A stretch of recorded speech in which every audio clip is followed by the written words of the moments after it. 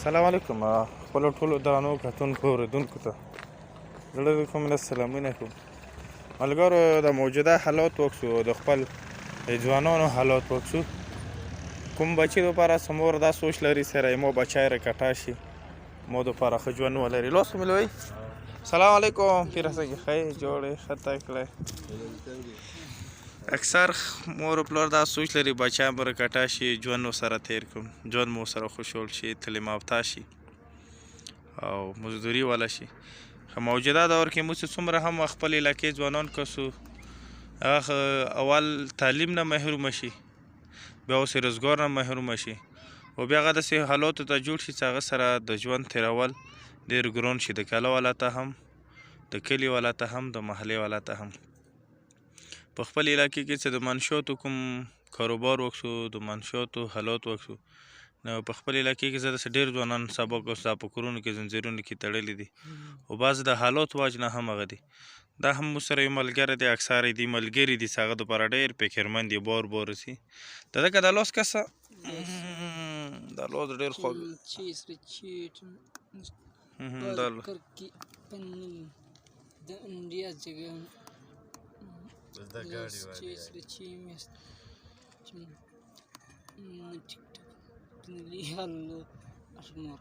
دا مخکې شکیله وروره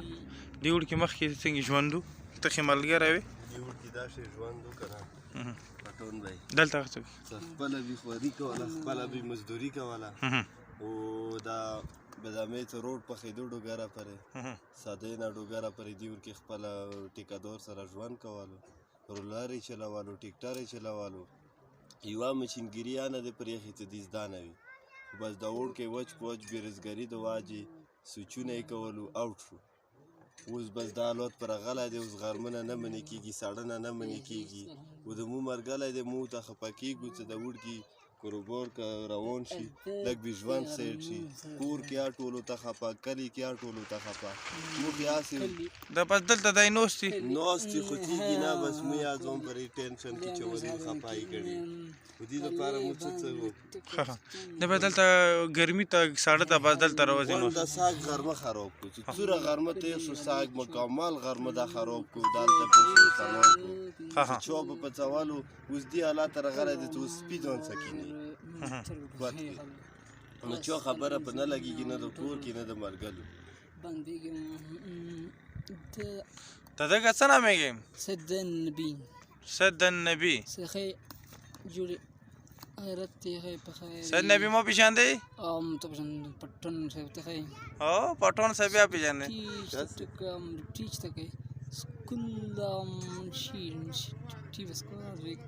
نبی ته دغه ګرمي کې څه کوې دلته ګرمي کې کښېنې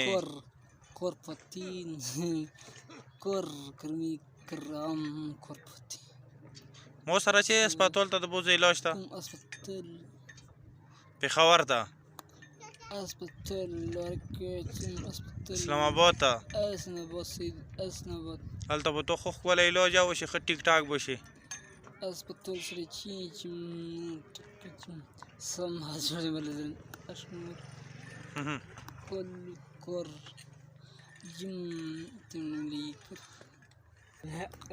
سید نبی دغه ورونه دي چېرته دي ورونه کور ورکې دکان نو ته سټ پزرګل ته وړو سید نبی دوه ورونه دي چې هغه ګوړو سرویس کې کار کوي بل ورور هغه بېروزګاره دی یعنې دلته دو غریبانو د کوم د ژوند تېرونې دپاره روزګار لګېږي هغه هم انتهایي کمی دی غواړو چې سید نبی علاج دپاره بوځو خو دا زموږ علاقې کې یو دا کیس نه دی او که زه ته وایم چې نن سبا په هر کلي کې او په هر کلي کې په اکثره محلو کې موږ ته دا کیسونه مخې ته وړاندې ته رسي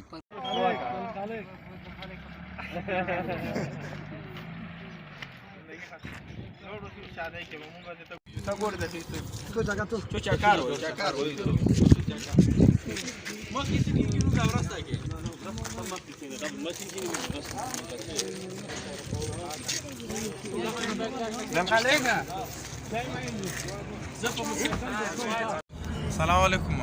ملګرو همیشه دپاره مو یو کوشش دی چې خپل علاقې کې هغه خلک هغه د نشې د وجې نه یا د حالاتو وجې نه مته دماغي توازن خراب شي مو په علاقې کې اکثر داسې ډېر ځوانان مو خصوص هغه د نشو د وجې نه ګرګبر شي هغه د ښه صحت نه بیماري طرف ته لوړ شي او د سره سره هغه همیشه دپاره د ظلمانو به بیا ماته خواندون جوړ شي دا مو سره سید نبی دی سید نبی سلام وکړم سید نبی هم د بدامې سره تعلق لري دا ډېر روغ جوړ کاسو خپله مزدوري کوله او ټیکټر او څومره هم نور ګوړي مشینري دا یې هم چلوله نن د حالاتو وجې نه هغه دې حالاتو ته راغلی دی چې دی په ګرمي کې او په ساړه په دې نه پوهېږي او همیشه دپاره روډ غوړي ته ناست یې وزدان سره کله یوه بلوته کله بله بلوته علاج دپاره مو روان کړی خدای دې وکړي چې دا ښه صحت ولري او روغ ژوند ولري د خپل ځان دپاره هم د بچي مور او د ورونو دپاره هم سید نبي ملګرو ته څه وایې ملګرو کومه دی ملګري څه وایي ته خاطر دا دا وایي مخکې د ګوړې چلولو که چیا ما ګوړه چلولو ګوړه اوس ګوړه چلایي که نه ګوړه خپل هغه نشته مزدوري چلېږي خلک یې چلېږي خپل ډریور تر اوسه کله ستړی خو لا اوس د چی څه خوښ شوی دا لاس لاس جیمز ته خنزر خاطر یې جیمز مې ذکر سر ټک جیمز